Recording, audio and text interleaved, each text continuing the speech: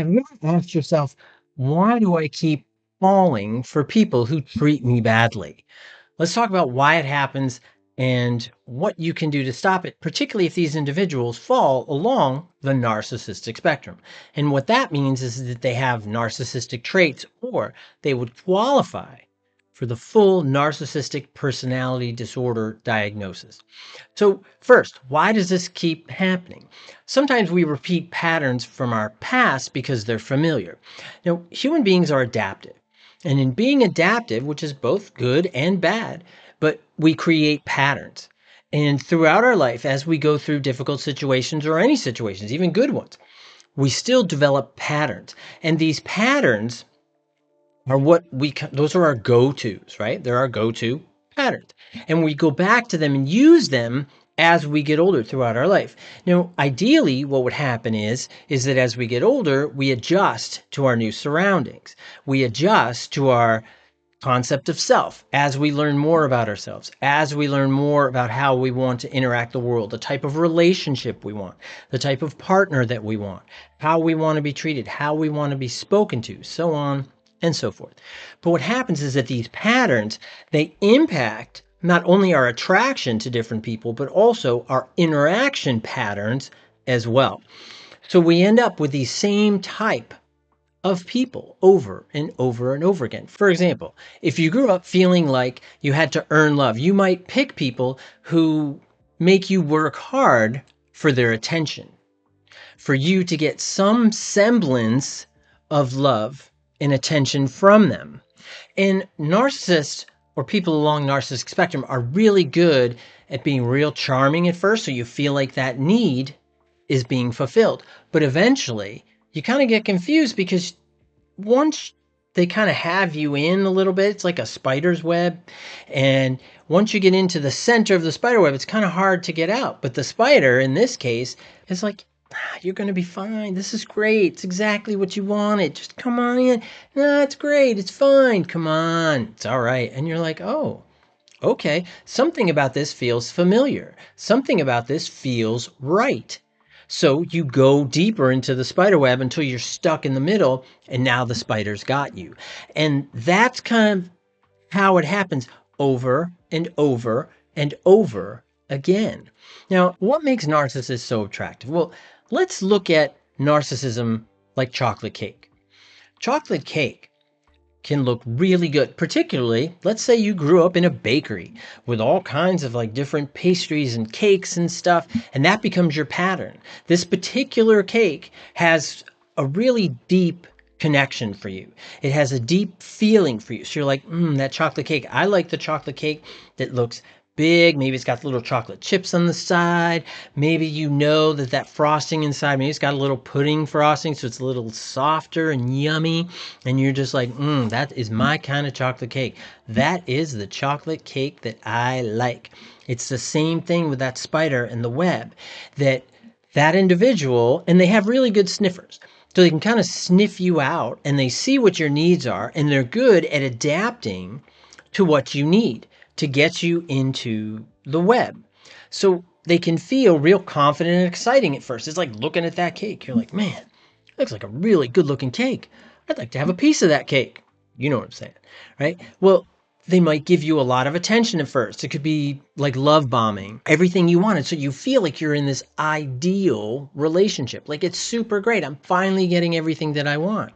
And they might tell you how amazing you are. But later, they make you feel bad to keep you in their web, to keep you stuck in there. And with chocolate cake, what happens is that as you're eating it, you're like, it's so delicious. It's so good.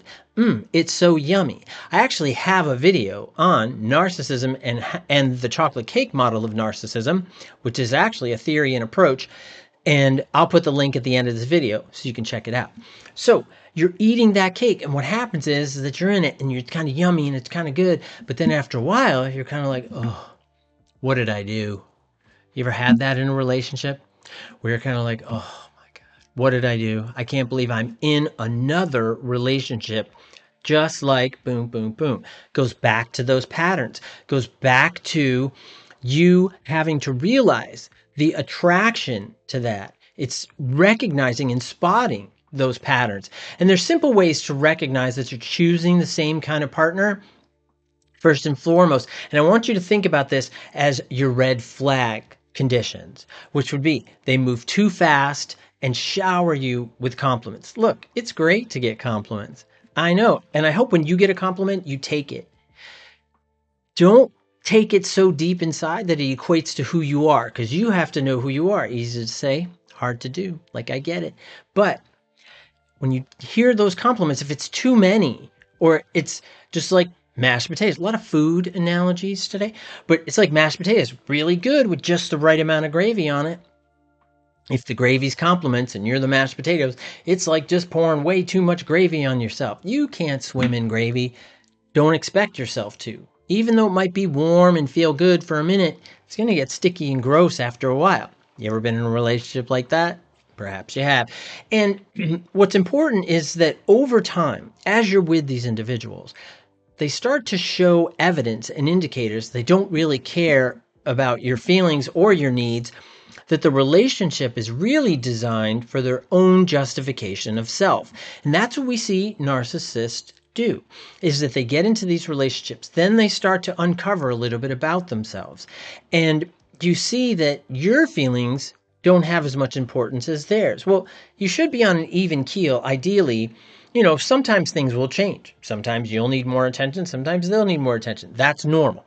But you should end up where it's about equal. For narcissists, what they want is they want you to have little attention, feedback, and restoration from those emotional connections.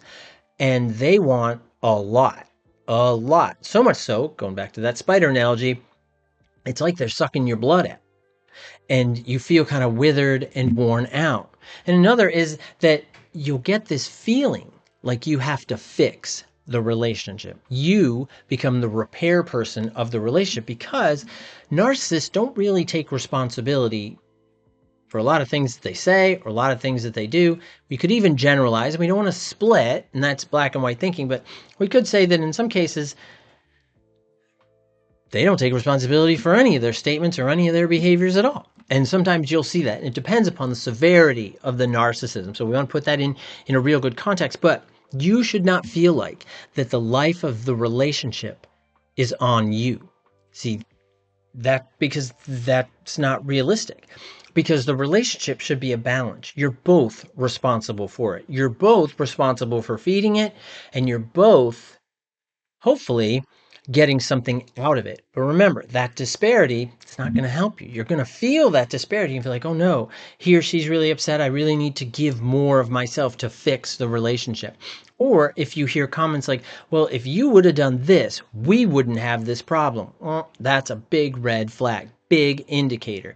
If someone makes you feel drained and small, it's a sign for you to step back. It's a sign for you to be like, something doesn't feel right, something isn't right. However, go back to those patterns, because sometimes in those relationships, you grew up in that bakery, right? If you grew up with that need for attention and understanding that's so externalized that you keep getting into these same relationships, it's going to feel like it fits. It's going to feel comfortable. Comfortable doesn't mean good.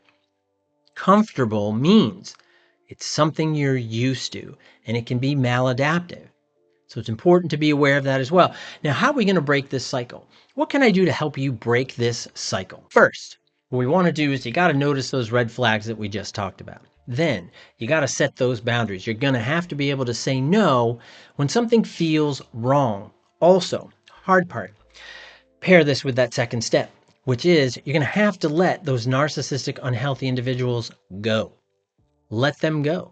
Don't continue the dependency in the relationship so you feel safe, so you feel okay. And I know that it's hard to do that. Like, I totally get it. I really do. But it's so important for your own sense of wellness for you to do that. Because if you don't, then you just continue that cycle.